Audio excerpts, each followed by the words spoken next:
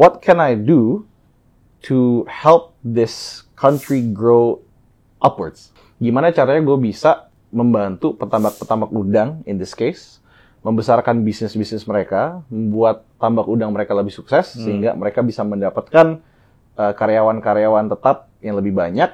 Kalau mau menggeluti hidup ini, lu harus benar-benar stabil sebagai individu, di mana lu jangan melupakan kebiasaan, kesehatan, dan juga kebutuhan emosional lu. Kalau lu nggak punya sesuatu motivasi, insentif, dan keinginannya keras untuk membuat sesuatu yang baru atau yang unik, lu mending kerja sama orang lain lebih gampang.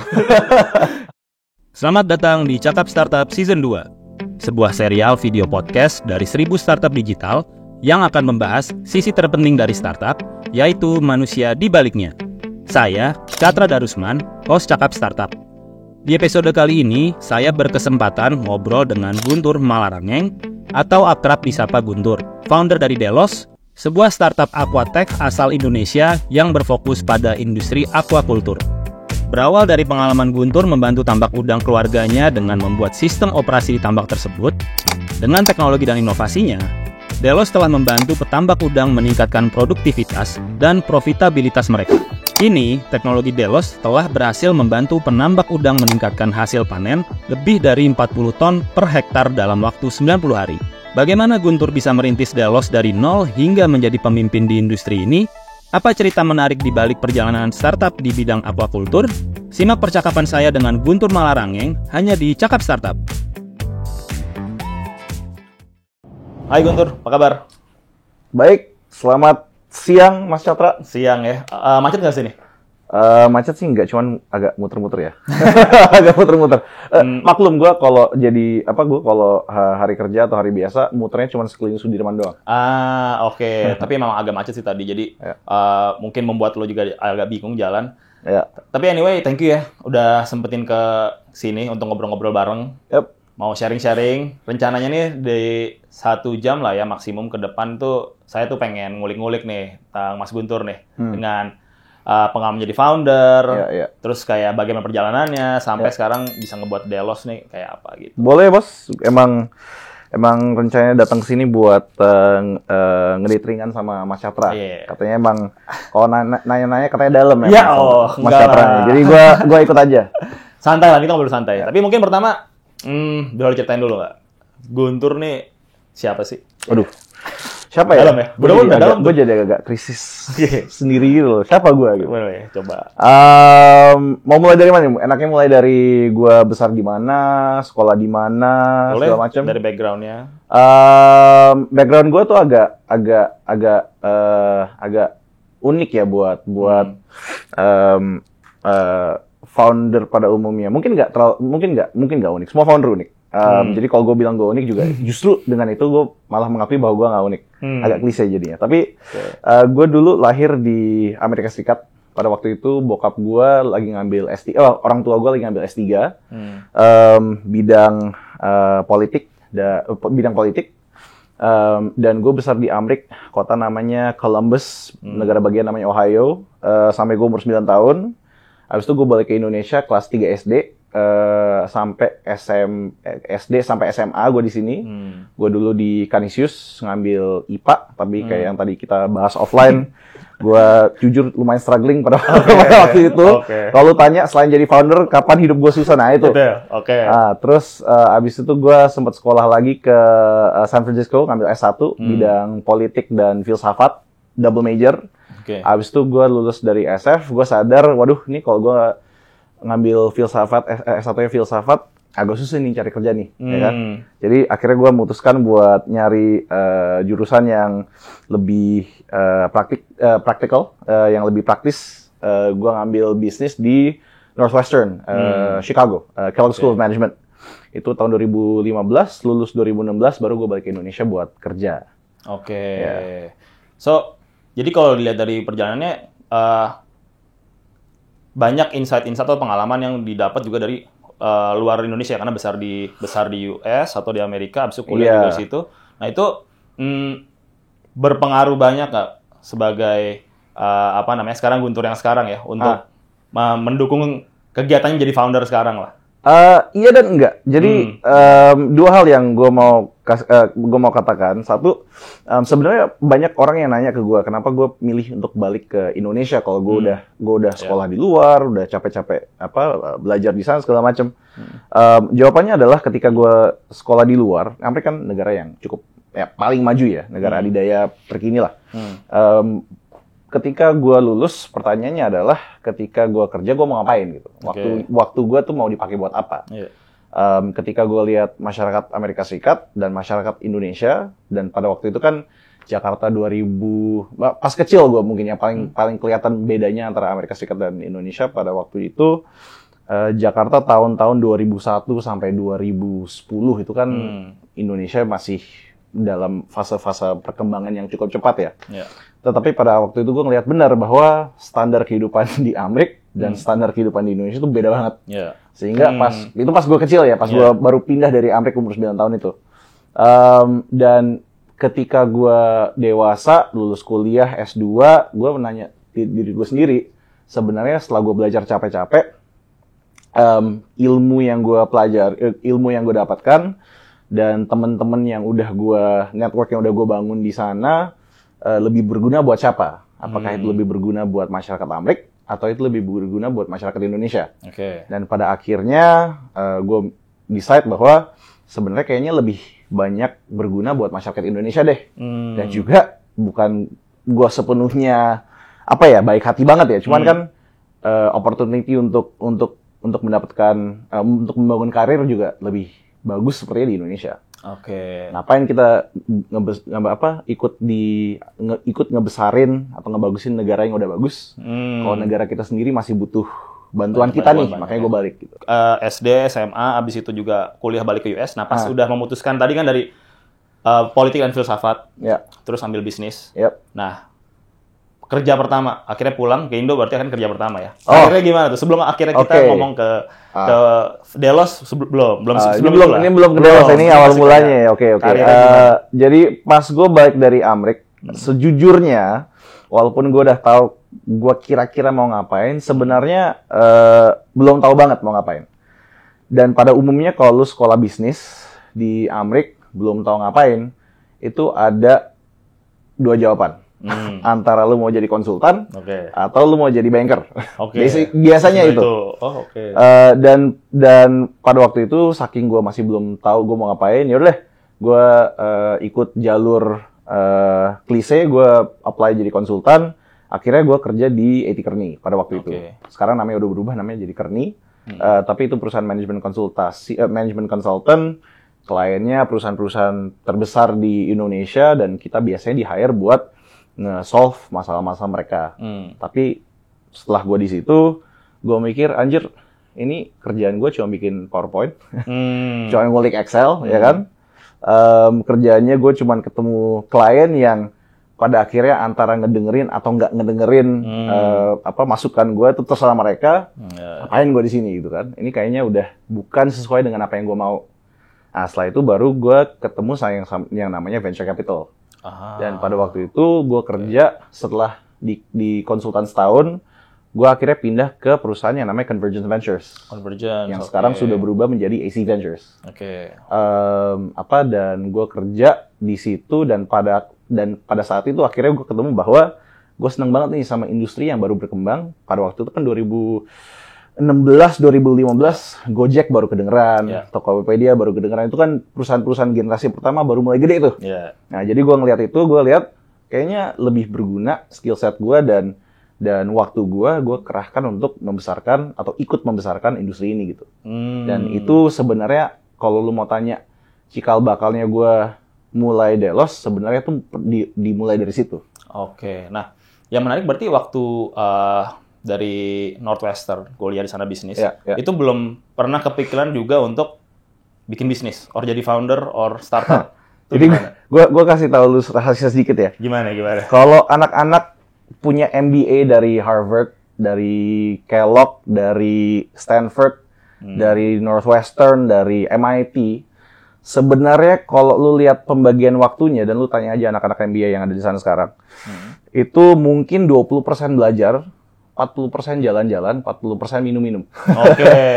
Jadi sebenarnya gue dapat waktu buat belajar bisnis 1 tahun, 20%. 1,5 tahun, mungkin 20% dari waktu itu gue belajar dan mikirin gue mau ngapain.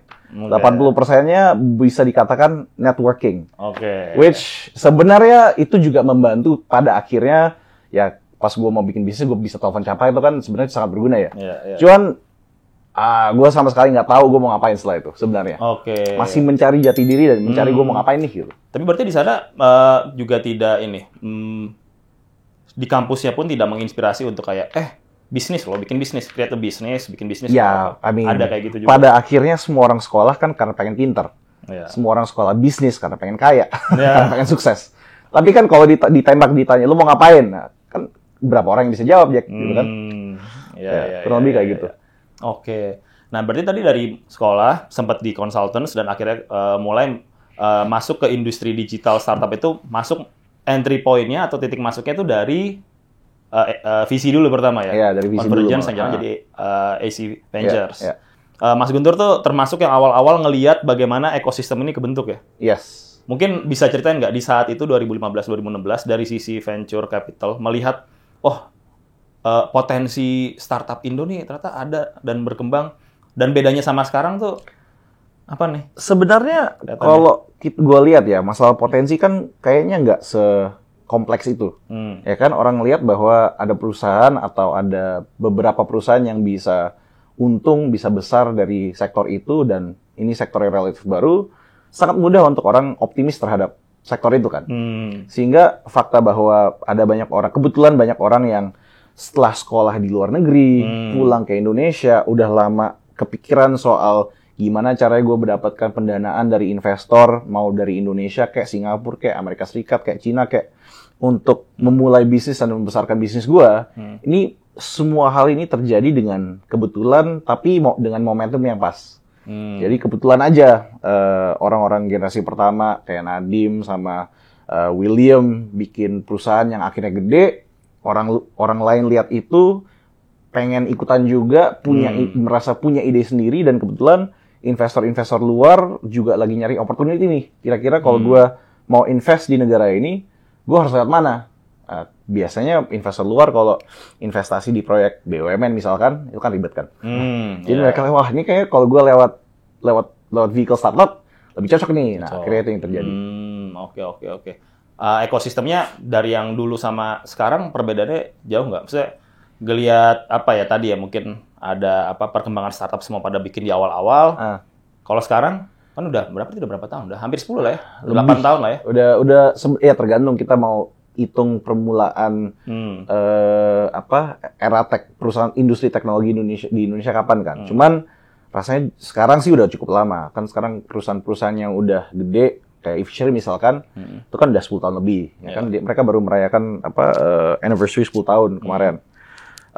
Gojek pasti kan umurnya juga udah 10 tahun lebih juga kan ya. Jadi tergantung kita mau patok dari mana nih titik awalnya. Tetapi perbedaannya apa? Ya semua industri, semua bisnis, semua lini usaha itu kan pasti ada siklusnya kan. Ya nggak usah bisnis. Misalkan lu udah kawin belum?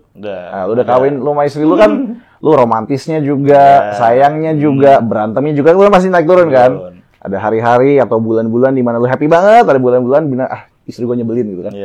Nah, bisnis kan juga kayak gitu. Di awal pas masih kecil, masih banyak yang lihat bahwa yang masih optimis, semangat banget bahwa wah ini bakal gede nih, Semuanya kan semangat banget naruh duit, investor luar kayak orang yang punya ide, kayak orang yang menjalankan dan berusaha untuk membesarkan industrinya, semuanya kan semangat optimis. Kadang-kadang mikirnya sedikit atau nggak pakai mikir. Yang penting gue harus gede ini perusahaan dengan apapun caranya. Sama aja kayak pas honeymoon phase kalau lagi pacaran. Mau gimana pun juga istri gue harus happy gitu kan. Atau mau gimana pun juga gue harus ketemu pacar gue hari ini gitu kan. Dan lama-kelamaan ya orang kan mulai sadar akan kebutuhan real sebuah perusahaan dan insentifnya menjadi berubah. Yang tadinya gue gue super optimis banget, setelah lama-lama lu kenal sama industrinya, kenal sama istri lu ya kan, lu baru mulai mikir, kayaknya yang kayak gini nggak butuh deh, gitu. Butuh banyak penyesuaian lah. Kayaknya yang kayak gini harus gue sesuaiin deh, gitu. Kayaknya pengeluaran kemarin kayaknya nggak penting deh, gitu kan. Dan aduh kayaknya gue perlu naik gaji deh, gitu kan, untuk mensupport kehidupan gue yang baru, gitu. Nah, startup sekarang dalam fase ini juga, di mana setelah kita sadar bahwa cara kita menjalankan atau cara industri menjalankan bisnis sebelumnya itu ada ketidakcocokan dengan realita ekonomi sekarang, ya semua orang jadi lebih menyesuaikan diri dengan realita yang baru. Tapi ini hal yang biasa, ya kan? Setelah ini pasti akan ada naiknya lagi, setelah itu pasti akan ada turunnya lagi dan seterusnya. Cuman perbedaannya kurang lebih itu. Apakah itu menjadi perbedaan? Menurut gue bukan. Menurut gue lebih ke arah perubahan. Karena kan apa yang terjadi sekarang hanyalah apa yang sebelumnya, tetapi lebih berkembang dan lebih sadar diri lah, menyocokkan dengan keadaan yang seperlunya.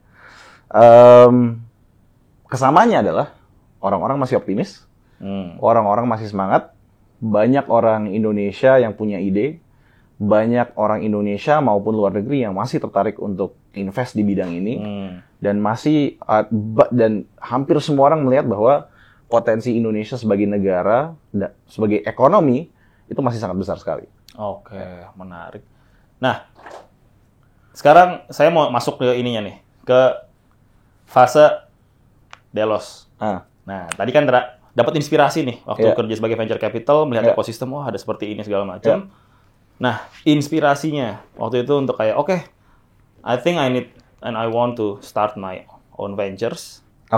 Nah, itu inspirasinya. Terus siapa yang soalnya saya sering ngobrol nih kan, pasti peran mentor juga ada atau yang membantu atau yang kayak, karena ini balik lagi mungkin hal baru juga buat Mas Guntur. Jadi saat itu inspirasinya siapa yang support, mentor dan lain-lain. Dan strugglingnya apa waktu baru-baru memulai itu?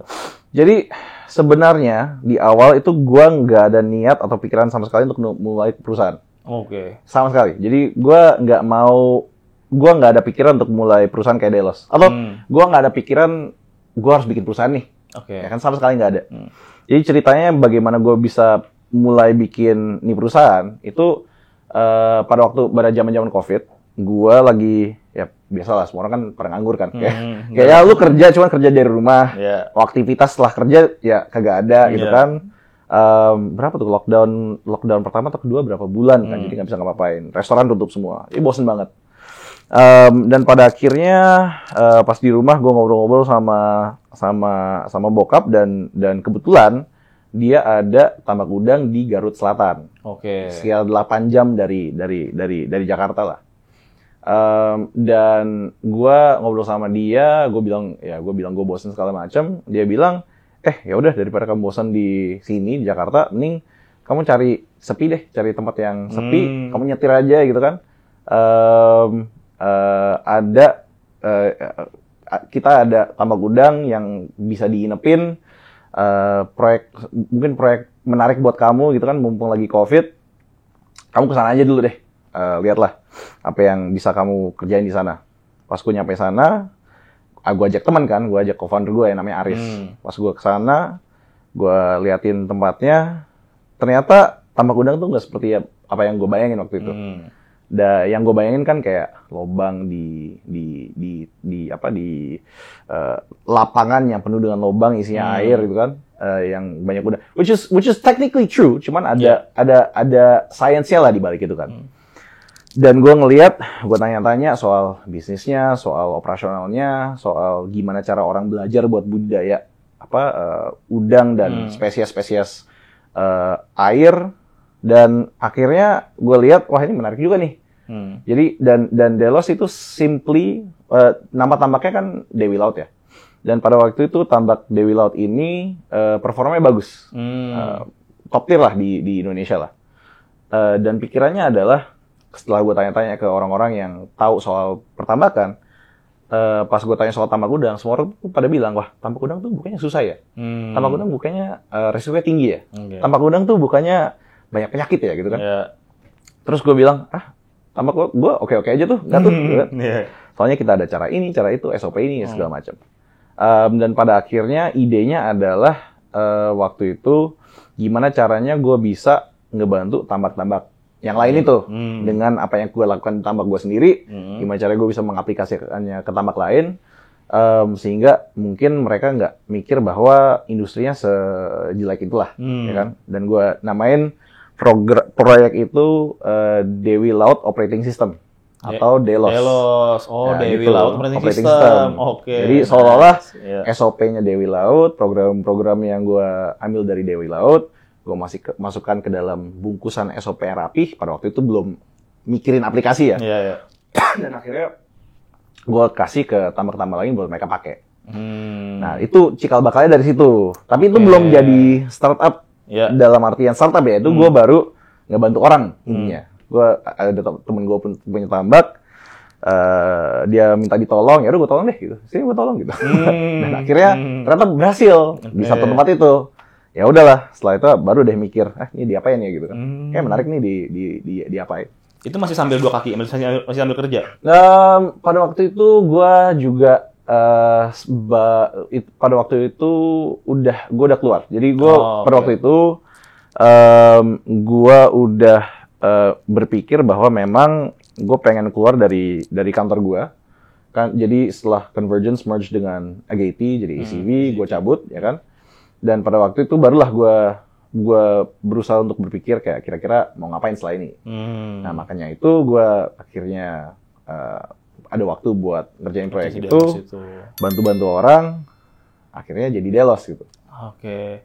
Nah, tapi menarik kalau misalnya DELOS sendiri atau tadi ya pas lagi baru-baru awal itu kan begitu masuk ke sana ternyata it's sangat scientific ya. Ternyata tambak udang itu juga technical dan scientific. Yes. Nah, dari pengalaman gitu kan atau apalagi dari kuliah gitu ya, filsafat, politik, bisnis, terus kerja juga di bidang keuangan bisnis, konsultansi bisnis. Nah, begitu akhirnya terjun ke lapangan, ke tambaknya sendiri dan mungkin banyak technicalities yang sifatnya scientific. Ya. Ngejar gap-nya gimana? At least gap pengetahuan dan gap interest ya. Nah, that's the thing, right? Jadi kalau kita bicara soal DELOS sebagai perusahaan, akhirnya yang gue temukan adalah soal kenapa pertambakan di Indonesia tuh masih banyak yang struggling. Kalau kita lihat dari output aquaculture Indonesia kan sebenarnya naik turun ya. Masalah let's say siklus ini tambak ini berhasil, siklus depan gagal, berhasil gagal. Nah, alasannya adalah karena kalau kita bicara soal aquaculture, kan it's called aquaculture kan. Aquaculture sama seperti agrikultur adalah membudidayakan sesuatu dalam sebuah medium pertumbuhan tertentu. Kalau agrikultur kan agri tanah. Kalau aquaculture kan menumbuhkan sesuatu di air. Ya kan? Okay.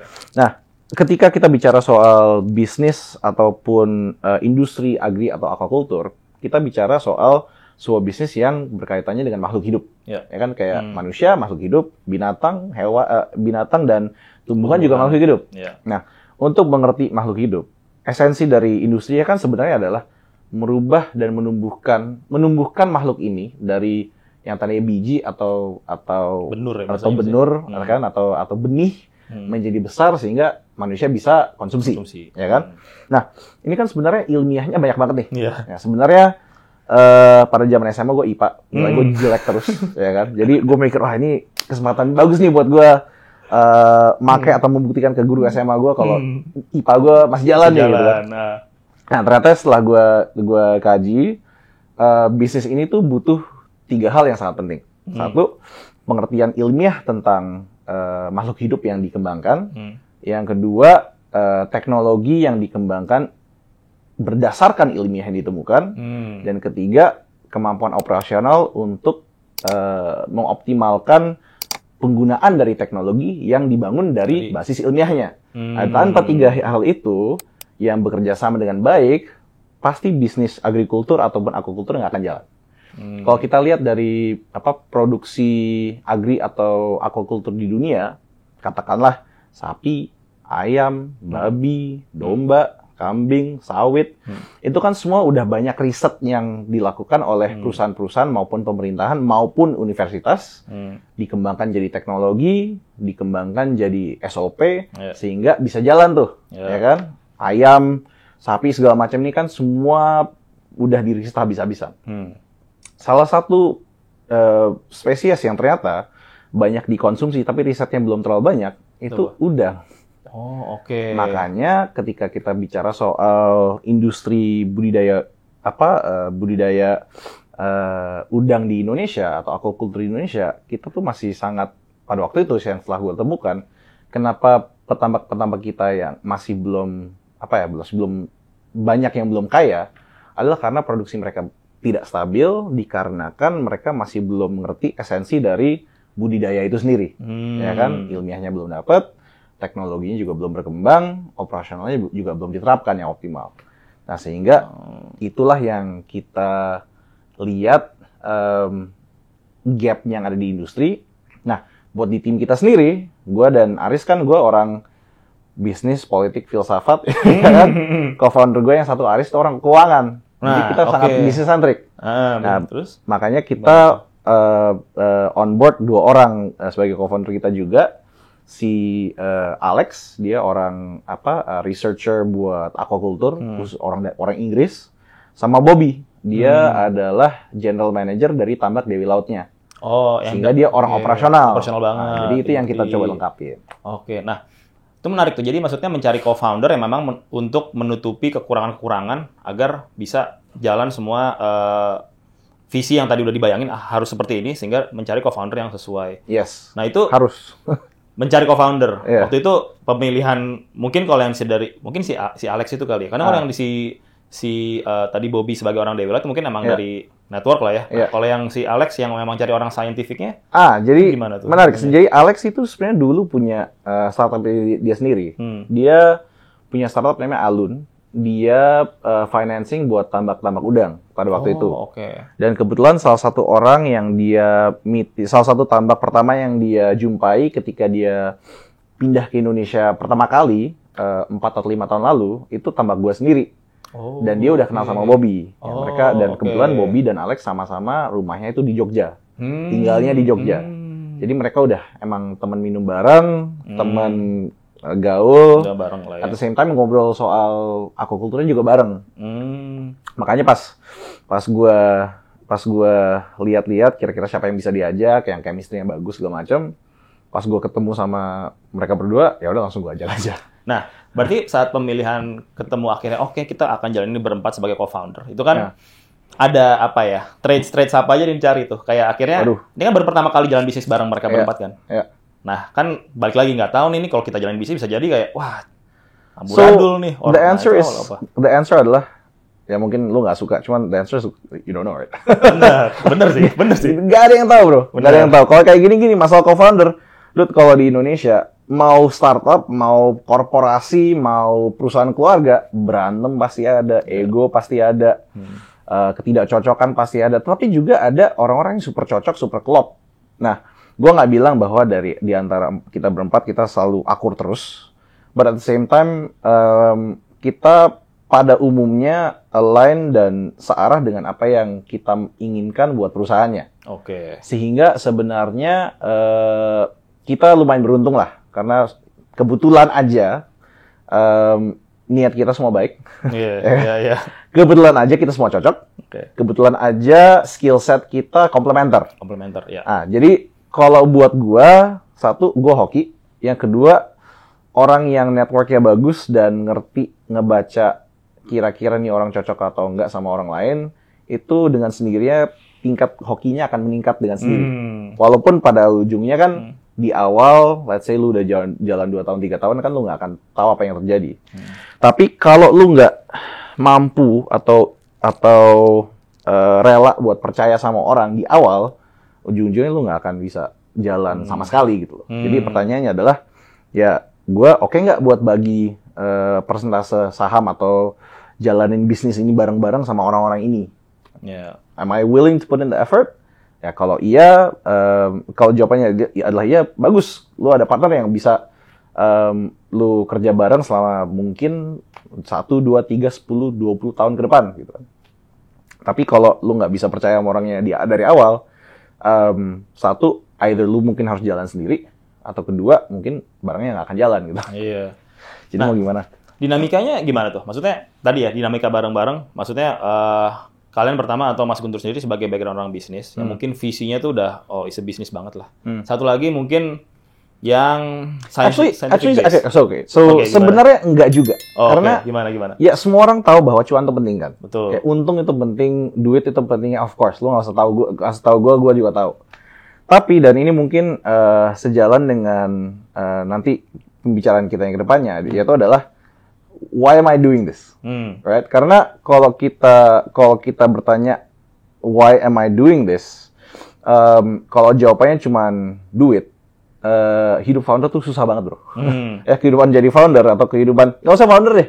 Founder tuh kata yang cukup klise yang menurut gua sedikit apa ya, kebanyakan dipakai dan fungsinya sangat spesifik. Menurut gua menjadi founder itu kan esensinya adalah pemimpin organisasi, pemimpin perusahaan. Lo nggak usah jadi founder startup untuk jadi pemimpin organisasi. Lo bisa jadi manajer, bisa jadi direktur, kepala keluarga. Konteks apapun di mana lu punya tanggung jawab atas orang-orang yang ikut lu, that's the position you're in, right? Whatever you call it. Ketika lu di posisi di mana lu memimpin sebuah kelompok orang dan lu punya tanggung jawab terhadap mereka, itu hidup lu pasti stres. Karena at any point in time, satu, gaji mereka di tangan lu, Benar. ya kan? Pemasukan mereka di tangan lu. Ujung-ujungnya kalau ada apa-apa yang terjadi terhadap perusahaan, sumber mata pencaharian mereka, itu ya tanggung jawabnya ada di tangan pemimpinnya, ya kan? Ya bisa aja dibilang bahwa ada hal-hal yang terjadi kan, tapi ya, harus ada seseorang yang pengen jawabnya. Yeah. Dan tanggung jawabnya itu berat banget. Dan kadang-kadang yang menyebabkan orang-orang di posisi-posisi ini agak sedikit stres adalah tanggung jawab itu. Sehingga kalau kita tanya gua gimana caranya kita bisa sama-sama niat untuk membangun sesuatu yang sulit atau melakukan sesuatu yang sulit atau mengambil posisi di mana tanggung jawab tinggi sehingga hidup lu akan sulit, ya kan? Benar. Sadar bahwa gue memakai kata sulit nih sering banget nih. Iya. Untuk menggarisbawahi. Benar. Ya kan? Bold itu ya, itu Ya, bold. bold banget tuh. Bold banget tuh. Tujuan utamanya itu bukan buat cari cuan. Oke. Tujuan utamanya adalah gimana kita bisa bantu industri ini atau menjadi perusahaan yang bisa membantu industri ini berkembang, yang pada akhirnya nanti kalau kita berhasil bisa menghasilkan cuan. Oke. Gitu loh maksudnya. Jadi kalau dari misalkan aquaculture ya, dari gue pribadi, dan ini apa kelanjutan dari kenapa gue pulang dari Amerika adalah ketika gue lihat Amerika, kalau gue mau kerja misalkan ya sama-sama bidang agrikultur, Amerika itu produsen sapi, ayam, soybean, jagung, kentang, paling jago di dunia lah, dan banyak komoditas lain. Kalau gue kerja di sana, nggak ada yang bisa gue kerjain, bos. Semuanya udah dikerjain orang lain gitu, dan lebih pintar dari gue. Nah, tapi kalau gue lihat Indonesia dengan kemampuan dan potensinya dan apa yang bisa dikerjakan di sini, that's why gue memilih untuk pulang. Salah satu hal yang gue rasakan ketika gue mendalami industri ini, satu, Indonesia kan seperti lu tahu sejak SD adalah negara maritim terbesar di dunia. Ya kan? Kita punya 274 juta penduduk, mungkin udah nambah sekarang. Jutaan dari mereka tinggal di pesisir pantai, ya kan? Dan kita tahu juga bahwa kalau kita lihat nelayan, kalau kita lihat orang-orang yang mata pencahariannya sumbernya tuh sumber bahari, mereka kebetulan salah satu kelompok orang yang termiskin di Indonesia, ya kan? Itu pengetahuan yang cukup umum. Sekarang pertanyaannya adalah, dengan segala macam hal yang udah gue bisa pelajari dan dapatkan dari hidup gue, dari pengalaman bisnis, dari investor segala macam, what can I do to help this country grow upwards, right? Gimana caranya gue bisa membantu petambak-petambak udang, in this case, membesarkan bisnis-bisnis mereka, membuat tambak udang mereka lebih sukses, sehingga mereka bisa mendapatkan karyawan-karyawan tetap yang lebih banyak, nelayan mungkin berubah menjadi petambak yang income-nya lebih stabil, sehingga trajektori ekonomi negara ini bisa gue memiliki peran untuk mengubah trajektori ekonomi negara ini dengan menggunakan bidang aquaculture. Karena ingat, semua perusahaan yang ada di Indonesia sekarang, kalau lihat top 50 yang konglo-konglo, mungkin nggak ada satupun yang fokusnya adalah bidang maritim. atau setidaknya bidang konsumsi atau komoditas maritim yang bisa dikonsumsi, ya kan? Nah, pertanyaannya adalah kenapa? Karena Indonesia kan punya laut yang paling luas dibandingkan negara maritim. Padahal ya kan negara maritim. Kita tropis sepanjang tahun. Berarti sebenarnya kita bisa nangkep atau bisa budidaya ikan dan udang berapa banyak pun sepanjang tahun. Pulau kita ada 17.000, ya kan? Nggak masuk akal bahwa Indonesia tuh belum punya perusahaan besar, konglomerasi, ataupun institusi yang paling hebat dalam skala global yang berasal dari ekonomi atau industri maritim. Nah, dan itu yang kalau pertanyaan lu adalah how do we stay aligned? Gimana caranya kita bisa tetap punya satu visi dan misi? Adalah karena kita semua, walaupun salah satu dari kita orang Inggris ya, kita semua setuju bahwa Indonesia tuh harus bergerak ke arah sana. Atau harus ada setidaknya 1-2 perusahaan di Indonesia yang memikirkan gimana bisa bikin satu perusahaan yang berbasis maritim yang bisa mengubah Indonesia dalam skala industri ke satu arah yang lebih baik. Oke. Kalau kita berhasil di situ dan cuan yang ikut. Kita cuan yang ikut. Nah, that's sekarang pertanyaan saya kalau udah balik nih. Misal saya mau bikin startup. Tapi aspire-nya mau cari cuan. Nah, mindset-nya kan kebalik tuh sebenarnya. Yeah. Menurut Mas Guntur, kalau mindset seperti itu, gimana? Sejujurnya mindset kayak gitu sebenarnya nggak ada salahnya. Oke. Kan pada ujungnya kan insentifnya lah. Insentifnya adalah lu bikin startup sebagus apapun, kalau ujung-ujungnya lu miskin ngapain kerja gitu, gitu kan? Malah makin nyusahin. Gitu loh. Dan jadi semua orang tuh ada motivasinya sendiri. Betul. Ya? Jadi kalau lu mikir kayak gitu dan lu bisa berhasil, nggak ada salahnya, ya kan? Masalahnya kalau gua cukup sadar diri untuk tahu bahwa hidup gue tuh lumayan lumayan untung lah. Gue cukup untung dalam kehidupan gue, sehingga gue bisa menggunakan posisi gue untuk nggak cuma mikirin diri gue sendiri, tapi orang lain juga. Jadi motivasi gue lebih ke situ. Kalau motivasi orang cari cuan doang, nggak masalah. Banyak kok yang kayak gitu. Banyak kayak gitu. Ada works juga. Works. Yang penting works gitu loh. Oke. Motivasi itu sebaik apa, tapi kalau gagal kan. Gitu kan? Jadi berarti tadi kalau mungkin dari yang Mas Guntur juga share, jadi founder itu jelas sulit. Bold itu ya, keras itu ya. Sulit banget ya. Jadi kalau lu bisa, ini gue ngomong ke kamera ini. Kalau lu bisa, kalau lu nggak punya sesuatu motivasi, insentif, dan keinginannya keras untuk membuat sesuatu yang baru atau yang unik, lu mending kerja sama orang lain lebih gampang. Iya, apapun itu insentifnya ya. Apapun itu insentifnya. Dan itu belief banget. Apapun itu. Kalau nggak kuat dan lu nggak punya nafas panjang buat tahan diri dan disiplin, lu mending nggak usah jadi founder. Nggak usah mulai usaha. Lu mending kerja buat orang lain. Lebih gampang, sumpah. Iya.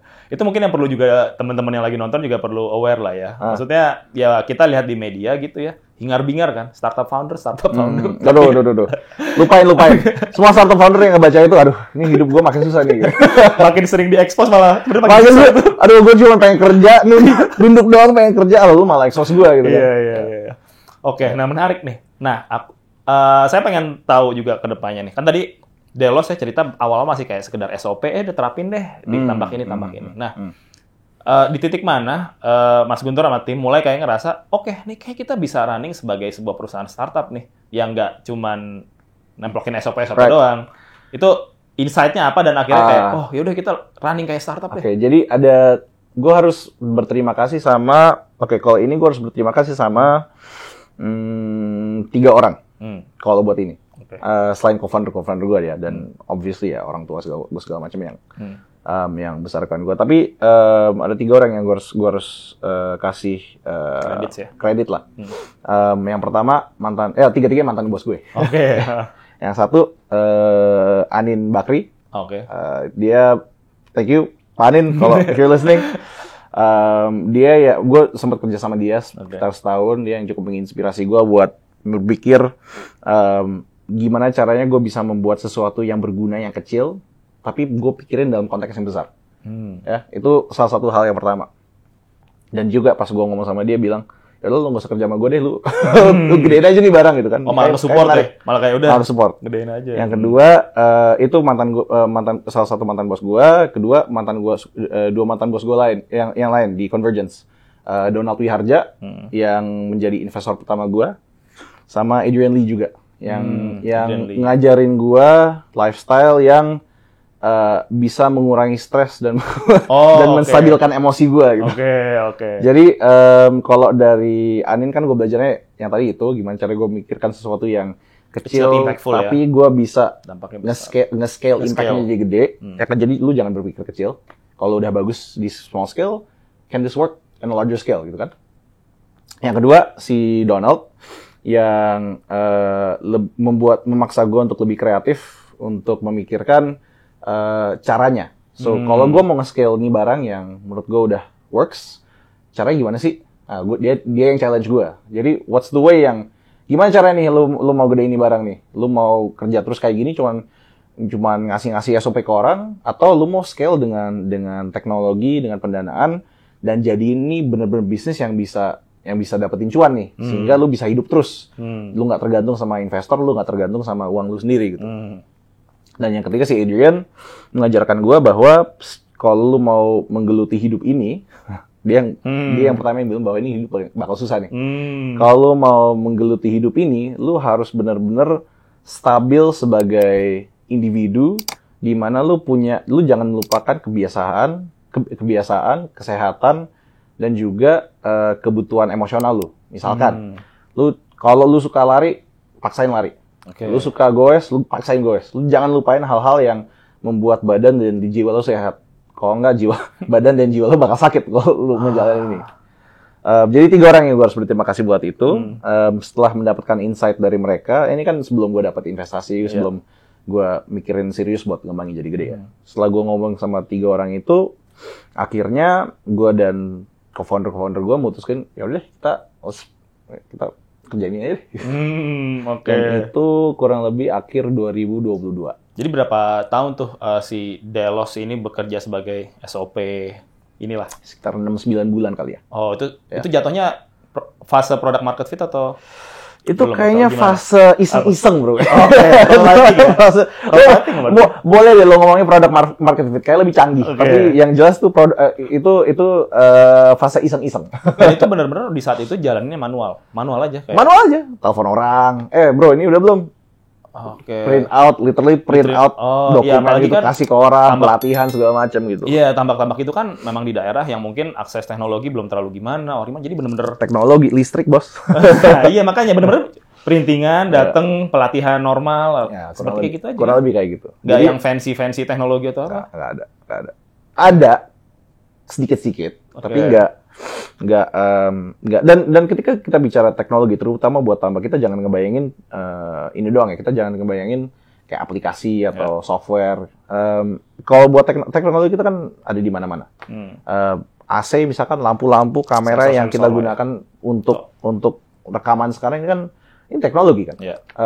Jadi apapun yang alat atau pengetahuan yang ditemukan dengan cara riset ilmiah yang bisa diterapkan di lapangan itu kan teknologi. Entah itu dari proses sanitasi, entah itu dari proses sirkulasi air, entah itu dari proses pembelajaran mikrobiologi yang ada di air sehingga kita mencocokkannya dengan kesehatan spesiesnya. Nah, itu kan semua teknologi tuh. Dan sangat jarang di Indonesia yang sudah menggunakan itu. Nah, waktu itu berarti strateginya setelah melakukan secara manual dulu, main-main dulu, coba-coba sana sini. Nah, sadar kayak oke, kita let's run it as a startup. Itu ide-ide kreatif untuk gimana caranya untuk bikin scale atau apa itu prosesnya kayak gimana? Waduh, kira kayak nih kita untuk scale kita begini deh.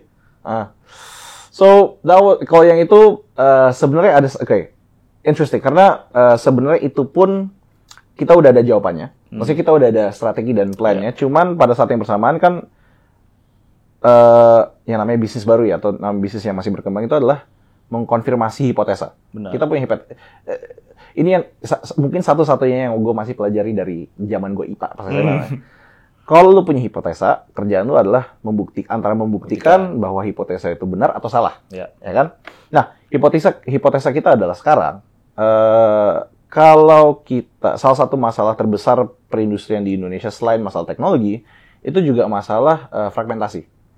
Jadi dari kalau kita lihat misalkan greenfields gitu kan, Dia punya kandang sapi sendiri, dia punya sapi sendiri, dia perah susunya sendiri, dia bungkus sendiri, dia branding sendiri, dia jual sendiri. Makanya cuan. Ya. Nah, kalau di udang, semua pemain-pemain ini proses-proses ini sendiri-sendiri. Nggak nyambung dia. Sehingga lu nggak bisa nge-planning produksi lu dari benur all the way ke barang yang punya brand yang akhirnya harganya mahal dan cuannya gede di supermarket misalkan. Nah, salah satu hal yang gue lihat adalah industri udang, industri seafood di Indonesia, industri kita tuh ditekan parah sama pembeli-pembeli kita sebenarnya. Karena misalkan ya kita jualan ke Amerika Serikat, kita jualan ke Jepang, ke Cina, ke Eropa, itu kita nggak bisa atur harga. Kenapa? Karena bisnis model industri kita tuh masih jual putus. Jarang sekali yang udah punya brand di luar negeri, jarang sekali yang punya produk di luar negeri, jarang sekali yang punya distribution network sendiri di luar negeri. Bedakan dengan Thai Union Group, perusahaan Thailand. Dia udah atau Charoen Pokphand, perusahaan Thailand juga. Dia udah punya brand di Amerika Serikat, udah punya perusahaan distribusi besar di Amerika Serikat, sehingga dia bisa mendapatkan harga Amerika Serikat, revenue dalam dolar, ya kan? Padahal produksinya di Thailand. Ya kan? Bayangannya cuannya gimana? Indonesia belum ada. Jadi hipotesanya adalah gimana caranya kita bisa membuat perusahaan nggak cuma di Indonesia, tetapi di luar negeri, di pasar-pasar pembeli kita, yang akhirnya kita bisa monetize di situ, tapi menggunakan Indonesia sebagai pusat produksi dan mengatur logistik di tengah-tengahnya.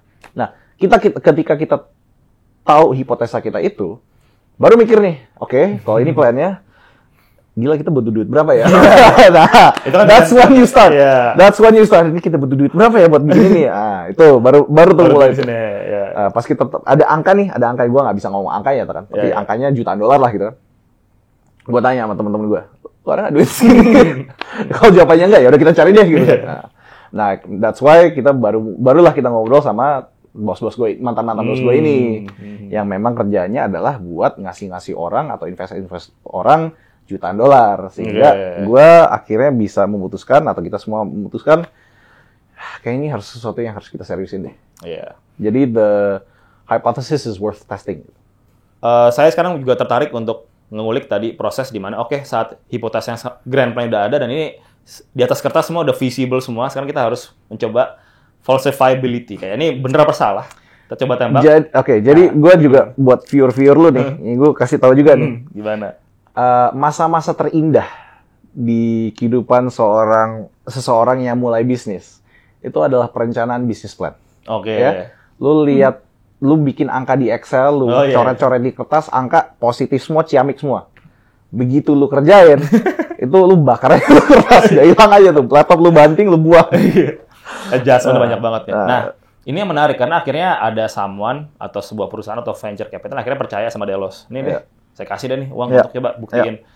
Nah, mungkin juga kasih insight sedikit ya buat teman-teman yang lagi lihat juga kan, pengen tahu nih, kira-kira wah butuh dana jutaan dolar, terus perusahaan yang baru sekian bulan or mungkin sekian tahun jalan, itu ada kiat-kiat tertentu ini nggak yang gimana sih cara bikin mereka percaya taruh jutaan dolar ke situ?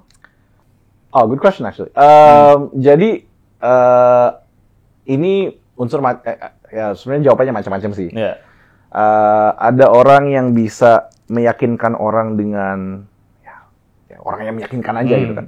Ada bisnis yang no brainer, yang ya lu lihat ini ya masa lu nggak invest sih gitu kan. Dan kalau kita lebih ke arah gimana caranya kita bisa meyakinkan orang bahwa masalah yang kita lagi coba untuk solve atau industri yang kita coba untuk kembangkan itu adalah industri yang worth it untuk dikembangkan, dan meyakinkan orang bahwa hipotesa kita ini adalah hipotesa yang most likely benar. Sehingga mereka rela untuk mengambil resiko, naruh duit, kan pasti ada resiko ya. Benar. Resiko ya, duitnya hilang gitu. Mereka mau mengambil resiko, mereka cukup percaya untuk mengambil resiko untuk taruh duit, untuk membuktikan apakah hipotesa ini benar atau salah. Karena kalau hipotesanya benar, mereka yang paling untung. Ya kan? Jadi orang investor itu ngasih duit itu bukan ini bos, bukan charity, bukan dari kebaikan hatinya. semua deal-deal yang lu lihat itu mereka udah memikirkan resikonya dan potensi keuntungannya. Kalau masuk ya mereka kasih duitnya. Kalau nggak masuk mereka nggak kasih duitnya. Sesimpel itu sebenarnya. Oke, jadi itu pun juga untuk meyakinkan si investor ini dalam bentuk either itu angel ataupun venture capital juga ada apa bahasanya? Carrot-nya kan. Carrot-nya segede apa nih? Kalau emang works itu juga berarti sebagai founder-founder itu juga harus melakukan due diligence diri sendiri atau maksudnya nyiapin semuanya itu juga cukup mateng dan menarik. Karena tapi lu juga harus ingat bahwa investor itu kan juga manusia ya. Benar. Kalau kita masih pakai kata-kata industri teknologi, founder manusia, founder juga manusia, investor juga manusia. Gue menjadi founder kenapa? Atau gue mulai Delos kenapa? Karena atau even lu tarik balik lagi gue balik ke Indonesia kenapa? Karena gue pengen bantu perkembangan Indonesia. Gue bikin Delos kenapa? Gue pengen ngebantu perkembangan Indonesia dari segi industri budidaya udang atau dari segi aquaculture. Karena apa? Karena gue percaya bahwa Indonesia bisa menjadi salah satu negara terbesar di bidang ini kalau dikembangkan dengan benar. Investor kenapa mau invest ke gue? Karena at a human level sebagai manusia, ini orang jadi investor selain mau cari cuan juga most likely pengen ngebantu negara Indonesia berkembang. Ya kan? Berarti problem worth solving juga dong. Problem worth solving, team worth supporting, dan juga risk worth taking. Jadi orang-orang ini kan juga punya mimpi, bro. Benar. Kayak investor lu ngomong sama, lu jangan pakai kata investor deh, lu cari investor lu pakai namanya. Ini orang, siapapun itu, kan pasti juga dulu pernah sekolah, dulu punya impian, dulu punya motivasi dan drive untuk melakukan apa yang dia mau lakukan. Jadi orang-orang ini kan juga sebenarnya pengen ngebantu, tapi perannya adalah kebetulan ngasih duit. Megang duit dan ngasih duit. Kalau investor itu dalam industri kita atau industri manapun, itu perannya namanya adalah capital allocator. Ya, jadi ini orang-orang yang diberikan kepercayaan oleh investor mereka. Soalnya investor kan punya investor. Ini orang-orang ini punya kepercayaan dari investornya mereka atau sumber duitnya mereka untuk mengalokasikan uang ini untuk menjalankan proyek-proyek yang menarik. Ya kan? Sekarang malah justru kita tuh berada di zaman di mana duit itu lebih gampang dicari dibandingkan proyek yang menarik. Ya, jadi investor ini kan senang juga ngelihat, oh ini proyek menarik nih. Ah ini visi misinya bagus sesuai dengan visi misi gua. Orangnya juga cocok nih sama gua. Ya udah gua support deh gitu. Nah, that's how usually it works. Yang mungkin orang juga lupa, investor juga manusia. Tadi menarik sih misalnya, dia juga punya aspirasi tertentu nih di luar. Soalnya ingat, gue mulai karir gue kan dari menjadi investor, gue di divisi juga. Jadi I understand mereka tuh mikirnya gimana. At the same time, gue justru malah lebih baru menjadi founder. Ini pertama kali pas gue ngobrol sama investor yang lain, yang dulunya teman-teman gue di kantor gitu. Sekarang gue di sisi meja berbeda. Gue sekarang di sisi meja berbeda. Tapi basically ini yang gue mau lakukan, menurut lu menarik gak? Oke, menarik. Nah, ini mungkin last part of the session nih.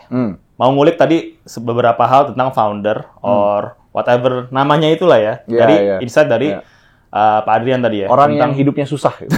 Orang hidupnya susah. Dari insight-nya Pak Adrian yang tadi harus selalu waras, mental, fisik, pokoknya jangan pakai ini kan. Sehat deh. Benar. Tapi sebelum ke situ pengen tahu deh dari Mas Guntur sendiri.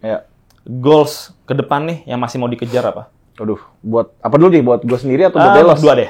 Pribadi sama Delos. Oh, kalau buat Delos gampang. Ini gue selalu kasih tau ke orang bahwa gue pengen, soalnya kalau lu ke luar negeri ya, jalan-jalan ke Jepang kayak tiket lagi murah tuh. Mumpung lagi murah lu pergi jalan-jalan. Liburan nih. Lu belum liburan nih? Belum, makanya lihat. Ntar deh ngobrol habis ini. Kebanyakan interview orang sih. Jadi kalau lu ke Jepang atau kalau lu ke Amerika, kalau lu ke gini deh. Kalau buat Delos ya, udang di dunia itu marketnya $40 billion. Dan naiknya 5% per tahun. Banyak orang makan udang dong. Semua makanan, semua budaya, mau itu Cina, bule, India, Asia lain, Jepang, Indonesia, Eropa itu semua makan udang, ya. Dan semua dengan seiringnya perkembangan ekonomi global kan semakin banyak orang makan udang. Tapi lu pergi ke negara mana aja deh, Amerika Serikat kayak, Jepang kayak, Cina kayak, yang beli udang Indonesia. Dan by the way, Indonesia tuh produksi dan ekspor 300.000 ton udang setahun. 400.000 ton. Tergantung tanya siapa sebenarnya. Iya. India produksi 1,4 juta ton udang setahun. India. Ekuador produksi 1 juta ton udang setahun. Thailand produksi hampir sama dengan Indonesia, mungkin sedikit kurang dari Indonesia. Vietnam juga sama. Tapi lu pergi ke negara manapun, lu lihat brand-brand udang yang dijual di supermarket, dan semua udang ini kan diekspor kan. Lu lihat brand-brand udang di supermarket, lu lihat country of origin-nya, lebih banyak gue temukan India, Pakistan, Ekuador, Thailand, atau brand Thailand, brand India, brand Amerika Serikat, brand Jepang. Jarang banget gue ketemu brand Indonesia yang tertera di packagingnya bahwa ini barang dari Indonesia, yang kualitasnya tinggi. Buat Delos gampang. Impian gue adalah gue bisa dengan bangga bilang bahwa gue punya produk Indonesia dibesarkan udangnya entah di Banyuwangi kayak, di Garut kayak, di Lampung kayak, di Bangka kayak, yang bisa gue bilang gue produksi di daerah-daerah situ, gue prosesnya di processing Indonesia, dan yang mendistribusi adalah perusahaan Indonesia yang punya branding sendiri. Itu impian gue buat Delos, impian gue gampang deh. Ya kan? Dengan catatan bahwa kalau itu sudah terjadi, most likely perusahaan gue udah cuan. Itu kan? Itu catatannya. Buat gue pribadi, ini agak lebih sulit. Apa nih? Yang penting gue pengen, jadi jujur ya, semakin kalau lu tanya semua teman-teman gue, pas mungkin gue kuliah atau gue SMA, Guntur tuh orangnya kayak gimana? Mungkin satu kata yang mereka bisa bilang ke lu adalah bahwa Guntur tuh orangnya kelewat pede sampai ke tingkat sombong gitu. Tapi semakin gue dihajar oleh kehidupan sebagai seorang pemimpin perusahaan, dan ini posisi bukan cuma founder, tapi any kind of company atau any kind of organization yang punya pemimpin, hidup tuh susah, bos. Ya kan? Sekarang tujuan gue pribadi tuh, satu, istri gue happy. Satu, kalau gue punya anak gue happy. Yang ketiga, orang tua sama mertua gue happy. Yang keempat, anjing gue happy udah kalau itu udah terpenuhi, gue udah happy udah jadi orang. Dan itu susahnya karena itu semua masih abstrak. Apa yang akan membuat dia happy masih itu dia. Ya again, gue orang yang sangat beruntung. Untungnya semua anggota keluarga gue untuk sementara happy aja. Tapi ketenangan pribadi yang gue belum dapat nih sekarang. Karena masih tanggung jawabnya berat. Kebayang sih. Sekarang employee berapa Delos tim? Sekarang lumayan, hampir cepet sekarang. Ya, jadi growing dong. Ya kita lihat lah, soalnya kan kalau sekarang kita harus agak lebih hati-hati soal ngembangin tim kan. Jadi kita bikin semua budgeting segala macam berdasarkan kebutuhan. Lu butuh nama ya nambah, lu kagak butuh nama ya jangan. Ya, bisnis yang berkembang, ya kan? Employee berkembang itu kan seiring dengan kebutuhan bisnis. Definisi scale gitu nggak sih? Bisnis berkembang, tim, kalau bisa segitu-segitu aja. That's what you want sebenarnya sebagai bisnis. Lu mau bisnis berkembang, tapi orang lu sama, ya kan? Tetapi yang gue pengen adalah ya petambak-petambak yang dibantu oleh platform gue, oleh produk-produk yang gue ciptakan, yang tim gue ciptakan, semakin banyak. Soalnya kan kalau itu bukan gue gaji, itu kan gue bantu produksi udang ya. Beda. Dengan produksi udang meningkat, mereka bisa gajinya lebih tinggi. Nah, itu yang gue inginkan. Nah, kalau yang terakhir nih, insight dari Pak Adrian tadi untuk menjaga kewarasan sebagai founder. Dari Mas Guntur sendiri, biar selalu waras nih. Menjaga mental, fisik, dan itu ada nggak nih buat teman-teman juga, maksudnya aspirasi juga kalau misalnya menjadi founder, bisa cara-cara seperti ini? Karena ini sering saya tanyakan nih ke beberapa founder, karena pasti beda-beda cara mereka untuk pasti untuk bisa waras. Tapi prinsipnya gini, kalau foundernya nggak sehat atau foundernya nggak waras, orang-orang yang paling banyak akan terimbas negatif itu karyawan-karyawan lo, tim lo, ya kan? Pasti kan. Tapi kalau gue yang nggak beres, pasti bisnisnya nggak beres kan. Bisnisnya nggak beres, pasti mereka nggak beres. Jadi jangan ada alasan untuk nggak memikirkan diri lu sendiri juga. Kalau dari gue sendiri, gue ada beberapa hal yang gue lakukan untuk menjaga kewarasan. Yang penting hobi dan passion gue tetap harus terjaga. Satu, gue suka banget masak. Ya, jadi gue sekarang setiap hari atau hampir gue usahakan kapanpun gue bisa, gue masak di rumah, makan malam buat gue sama istri gue sendiri. Kadang-kadang gue undang temen, kadang-kadang gue undang mertua, kadang-kadang gue undang orang tua gue sendiri. Tapi gue selalu masakin seolah-olah apartemen gue tuh restoran. Nah, itu satu. Yang kedua, sejak gue SMP, gue nggak pernah berhenti yang namanya main Dota. Jadi buat yang main Dota, gue juga main handle gue Darth Vader on a Charizard di Steam. Jadi kalau mau main gue silahkan. Yang ketiga, gue biasanya main Punchmit. Jadi gue I'm one of those guys. Gue nggak. Lu nggak main Dota ya? Tapi mungkin pasti yang audiens ada yang ngerti lah. Mau jadi founder, jadi gamer dulu. Yang ketiga, gue suka banget yang namanya tenis. Jadi gue sering main tenis. Sekarang gue lagi berusaha belajar main paddle. Paddle. Paddle seru juga tuh. Iya. Temen gue baru buka tempat di Kemang namanya Paddle Pro. Paddle Pro. Terus yang terakhir adalah, dan ini bener-bener langsung dari Adrian Lee. Gue memaksakan diri gue untuk ikut yang namanya triathlon. Triathlon. And not just any triathlon, tapi triathlon yang namanya 70.3 Ironman. Yang Ironman. Jadi itu insight-nya kenapa dari itu? Kenapa kayak directly lu ikut triathlon? Jadi gue gambarin aja dulu ya. Triathlon itu lu harus berenang yang 70.3. Itu lu harus berenang sekitar 1,75 kilometer. Berenang di laut ya. Lu harus goes 90 kilometer. Dan lu harus lari 21 kilometer. Half marathon. Half marathon. Dalam satu hari. Orang yang cepat bisa nyelesain mungkin dalam 3,5 sampai 4,5 jam. Ya. Orang yang lambat bisa nyelesain dalam 9 jam. Jadi, lu pokoknya badan lu dan pikiran lu tuh akan suffering selama that amount of time. Secara fisik ya. Kan lu bayangin aja, lu kadang-kadang naik 3 lantai udah capek. Capek kan? Nah, tetapi untuk bisa mengkondisikan badan lu untuk siap ngikutin event itu kan butuh disiplin yang tinggi dan kesadaran apakah lu badannya sehat atau enggak. Ya kan persiapannya kan enggak sehari. Persiapan kan kadang-kadang ada orang setahun, 2 tahun, 6 bulan, 9 bulan. Tapi yang jelas lu harus disiplin dengan waktu lu, disiplin dengan tenaga, disiplin dengan disiplin dengan badan lu. Jadi si Adrian ini itu advokat banget soal kesadaran badan, ya, bahwa lu sakitnya kenapa, bahwa lu kurang tidur, bahwa tekanan darah lu terlalu tinggi atau rendah, itu semuanya dia suka banget yang namanya ngukur itu dan menjaga kehidupannya biar badannya berada dalam posisi yang paling optimal. Kalau dia percaya dengan badan yang kondisinya optimal,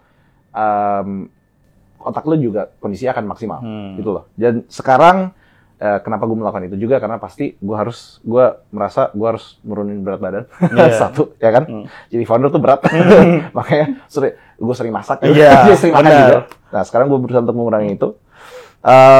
Dan pelajaran-pelajaran yang lu dapatkan, disiplin yang lu dapatkan dari olahraga ini, specifically olahraga ini, itu harusnya bisa bisa terapkan dalam hidup dan pekerjaan lu. Disiplin waktu, disiplin disiplin usaha, disiplin, kalau in this case disiplin budget, ya kan? Agresif dan stamina tinggi biar bisa ngejar target. Ya, hal-hal itu yang gue berusaha untuk terapkan dalam kehidupan pribadi gue juga dan juga kehidupan profesional gue. Nice. Ya. Tapi berat, bos. Pasti sih. Good luck ya with your triathlon. Ini juga another things yang challenge banget nih ya. Waduh, challenge banget. Juni tanggal 16. Juni besok ini? Iya, Juni besok. Wow, tanggal 16 nih. Gue masih banyak. Good luck. PR-nya banyak nih. PR-nya banyak. Jadi kerjaan gue sekarang, pagi, lari atau berenang atau goes. Siang sampai sore ngantor. Sore lanjut antara lari. Ini gue pakai sepatu ini gara-gara gue pengen lari nih abis ini. Ini Asics Gel Nimbus nih biar nggak berat di yang warnanya all white keren banget sih, Gel Nimbus putih. Nah, gue lebih suka yang merah-merah aneh-aneh. Biar semangat. Biar kelihatan juga kalau malam-malam. Terus habis lari, pulang mandi, masakin istri. Habis itu kalau ada kerjaan yang perlu dikerjain, gue kerjain. Tapi sepadatnya itu tetap itu adalah hal-hal yang membuat lo juga tetap merasa hidup lah ya. Jujur aja kadang-kadang jam 3 gue bisa tidur di kantor. Jujur aja. Saking kecapeannya gue bisa tidur setengah jam gitu kan. Tapi daripada gue mati kan. Gue ada dua pilihan, gue mau capek atau gue mau gila. Gue pilih capek deh. Iya, benar. Terakhir, biasanya Saya suka minta sharing bukan tips sih, mungkin lebih ke rekomendasi. Biasanya either musik, film atau buku, atau podcast selain podcast Cakap Startup ini ya, buat Aspire Founder. Nah, ada nggak kalau dari Mas Guntur rekomendasi untuk Aspire Founder nih yang pengen bikin bisnis startup? Baca deh buku ini atau denger deh ini atau nonton ini deh. That's an interesting question. Gue mikir dulu ya. Ini Boleh. I should have had some time to think about this. Karena sebenarnya banyak. Benar. Jadi milih agak susah. Satu aja. If I had to choose one ya. Jujur, if I had to choose one piece of culture or literature buat ditonton atau dibaca atau didengerin sama founder sebelum menjadi founder, itu adalah any kind of literature yang membuat lu berpikir 2 kali tentang kehidupan lu sendiri. Tentang kehidupan, malah bukan tentang bisnis or ini. Bukan tentang bisnis. Forget bisnis. Bisnis lu bisa terjadi sambil jalan. Ya, itu that's not something yang terlalu penting menurut gue. Tapi sebagai filsafat kan gini deh. Kalau gue sebelum gue menjalankan ini, buku yang gue baca, actually bukan buku yang gue baca sih waktu itu. Film yang pada waktu itu gue tonton, serial yang pada waktu itu gue tonton, itu namanya, bukan namanya sih, semua orang juga tahu, Godfather. So The Godfather, number 1 dan number 2 khususnya, itu mengajarkan bahwa satu tanggung jawab terberat seseorang adalah membuat keputusan-keputusan yang mungkin orang lain tuh nganggapnya jahat, atau salah, atau kejam, atau bodoh. Tetapi dengan segala macam pertimbangan, orang ini tuh harus membuat keputusan atas dasar kepercayaan bahwa ini bisa membuat ini adalah keputusan yang terbaik dengan konteks dan pengetahuan yang kita punya untuk kebaikan perusahaan atau keluarga gue.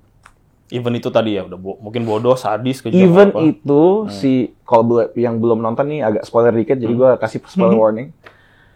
Walaupun itu adalah keputusan, lu udah nonton belum Godfather? Udah, tapi udah lupa banget. Oke. Tapi ya inget nonton lagi deh, ini bagus banget.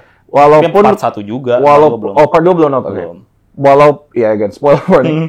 Walaupun keputusannya adalah harus membunuh kakak kandung sendiri atau harus membunuh suami adik perempuan lu sendiri. Ya. Keputusan-keputusan sulit, keputusan-keputusan yang mungkin belum bisa dimengerti orang lain yang tidak memiliki konteks yang lu punya, lu harus willing untuk membuat keputusan-keputusan itu. Dan walaupun persepsi terhadap lu berubah, mau negatif atau positif, lu harus pede ngambil keputusan dan menanggung akibat dari keputusan lu. So, watch The Godfather. It's amazing. I watch it. Gue nonton sekali setiap tahun. Untuk reflect. It's one of the few movies I have yang udah gue beli di Apple TV gue. Biasanya gue beli ya doang. Ini gue beli ini satu-satunya nih. Ya, nggak banyak. Menarik sih. Jadi, finally saya tadi untuk malah kita untuk kalau kita terinspirasi untuk membuat bisnis or apa, sebelum ke situ malah cari konsum konten-konten yang jangan bisnis. Tapi hal yang itu ya. Nah, konsum konten-konten yang menunjukkan bahwa membuat keputusan itu nggak gampang. Karena kan pada akhirnya kerjaan gue tuh bukan ngetik di laptop lagi, bos. Kerjaan gue kan adalah gue punya organisasi nih. Gimana caranya gue bisa mengembangkan organisasi ini biar even tanpa gue, ini barang bisa jalan. Ya kan? Karena pada akhirnya kalau presiden mati, kalau CEO mati, kalau misalkan orang tua atau kepala keluarga mati, ini badan organisasi dan keluarga kan masih harus jalan. Benar. Entah itu negara, institusi, perusahaan, keluarga masih harus jalan.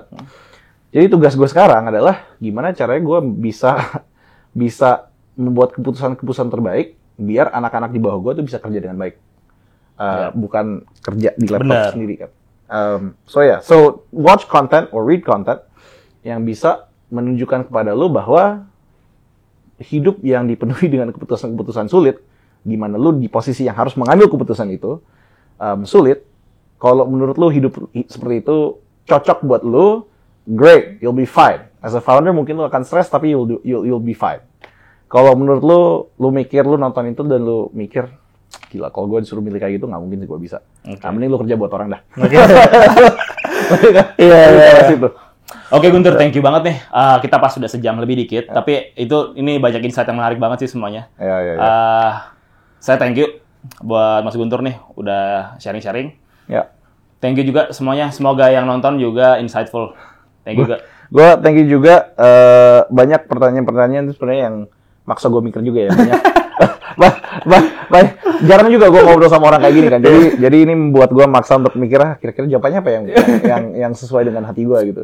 Apa? Jadi thank you banget. Sama-sama. Thank you for having me. Thank you semua. Enjoy.